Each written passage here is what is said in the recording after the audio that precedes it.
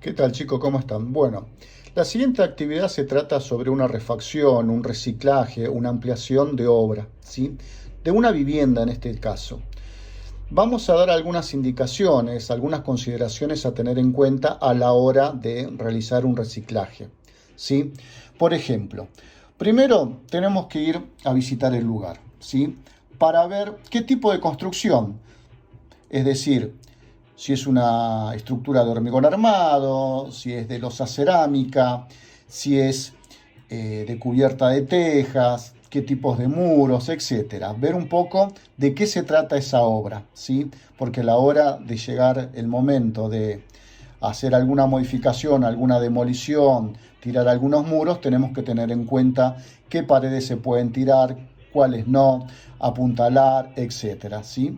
Bien, si hay antecedentes, ¿qué se refiere a antecedentes? Si hay algún plano aprobado anterior que nos pueda dar algún tipo de data más sobre la obra, ¿sí? Entonces siempre uno hace esa consulta si tiene algún antecedente municipal y obviamente las características de esta obra, ¿sí? ¿A qué nos referimos con características? Es decir, si posee algún tipo de estilo, si vemos algún tipo de anomalía, etcétera, ¿sí? El segundo caso sería las necesidades del cliente, es decir, qué es lo que pretende, qué es la idea que tiene, qué es lo que quiere hacer él respecto a esa obra y obviamente nosotros actuar en consecuencia. Segundo, los recursos, es decir, cuáles son los recursos que posee este propietario para nosotros poder hacer esa obra. ¿Sí? Si va a ser una obra de magnitud, si va a ser una pequeña refacción, entonces todo eso tenemos que tener en cuenta y obviamente que las comodidades va a partir desde un programa de necesidades. De acuerdo a sus necesidades, vamos a ver si nosotros podemos complacerlo en las necesidades que él quiere, de acuerdo a lo que hay y a lo que se puede llegar a proyectar. Y por último tenemos los aspectos formales, es decir, acá ya tenemos que hablar de todo lo normativo, las restricciones. Nosotros a la hora de hacer un reciclaje o una ampliación de obra, tiene que cumplir como toda construcción con los códigos. Código de edificación, código de planeamiento, ¿sí? De acuerdo a las normas que tiene cada municipio. Entonces, si nosotros para poder hacer una obra nueva necesitamos saber dónde está ubicada, tiene que cumplir con el FOS, el FOT, densidad, etcétera, para hacer una ampliación de obra también. Ustedes podrán preguntar, bueno, pero hay partes que están hechas. Bueno, esa parte que está hecha vamos a tener que declararla, va a tener que cumplir, acondicionarla con el código de edificación y planeamiento y obviamente la ampliación que vamos a hacer tiene que cumplir en su totalidad con las restricciones y cumplir con todas las normas, para que nosotros podamos hacer luego la presentación de este plano municipal, para obtener todos los permisos y poder realizar la construcción. Estos son algunos aspectos a tener en cuenta.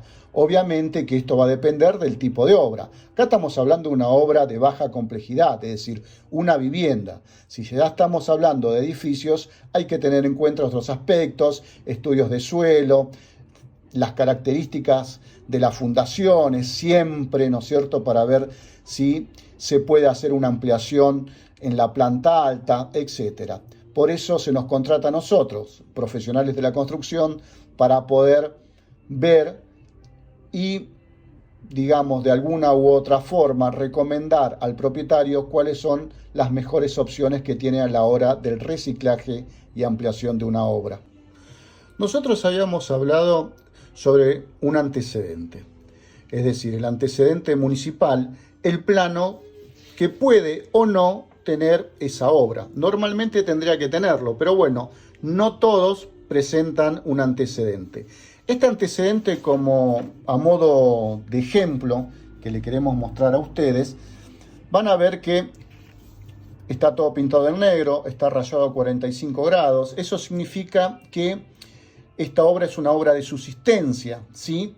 Es decir, los muros en negro corresponde a una obra que está ejecutada, pero que no tiene documentación alguna. Y que esta es la primera vez que vamos a empadronar esta superficie y declarar en la municipalidad.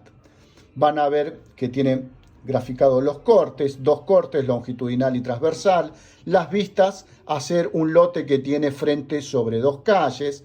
También van a apreciar acá lo que es la silueta y balance de superficie, algo que normalmente siempre le estamos pidiendo a ustedes para poder sacarlo, es decir, lo que llamamos silueta gráfica y luego todo el tema de las superficies para saber cuál es cubierta, cuál es semicubierta, etc. Planta de techo, planilla de iluminación y ventilación. En este tiempo existía una sola carátula, no había doble carátula como hoy en día, ¿sí? Van a ver los datos catastrales de la obra, este es el número de expediente, los nombres de los propietarios, ¿sí? Superficies, profesionales, un sello de aprobación del municipio, en este caso de La Matanza. Esto es un antecedente, es lo que tendríamos que tener en mano si nosotros queremos hacer una ampliación. Por ejemplo, si a nosotros nos están llamando para hacer una ampliación en este sector porque resulta que tiene una terraza amplia, necesitamos tener esta documentación que nos va a ayudar en el momento de la medición y poder apreciar lo que está declarado y no en la municipalidad.